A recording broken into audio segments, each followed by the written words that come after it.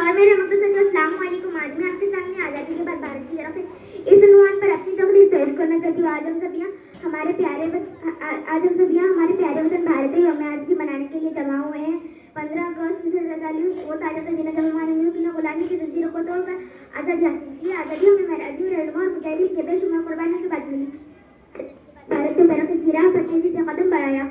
इब्तिदाई हमारे मुल्क को बहुत से मसाइल का सामना था, जैसे गुर्बत, बेरोजगारी और तालीम की कमी, लेकिन हमारी मेहनत ने मुश्किलात को आहिस्ता आहिस्ता कम किया। आज भारत दुनिया की बड़ी जमहूरियत में से शुमार होता है। साइंस और टेक्नोलॉजी के मैदान में भारत ने नुमाया कामयाबी हासिल की है। खलाई तहकीक में हमारे साइंसदानों ने दुनिया भर में अपना नाम रोशन किया है। ज़राअत, सनअत, तालीम और सेहत के शोबों में कसीर तरक्की हो रही है। हमें चाहिए कि हम अपने मुल्क की तरफ में अपना हिस्सा डालें, ईमानदारी से काम करें, कच्चे शहीद बने। वतन से मोहब्बत का तकाज़ा ये कि हमें अपने वतन की इज्जत व खिदमत करनी चाहिए। इतना कहकर मैं तकरीर एक शेर पर खत्म करना चाहती हूँ। ख्वाब जो थे कभी आज हकीकत बन गए, ख्वाब जो थे कभी आज हकीकत बन गए, महर की चिरागों से अंधेरे मिट गए।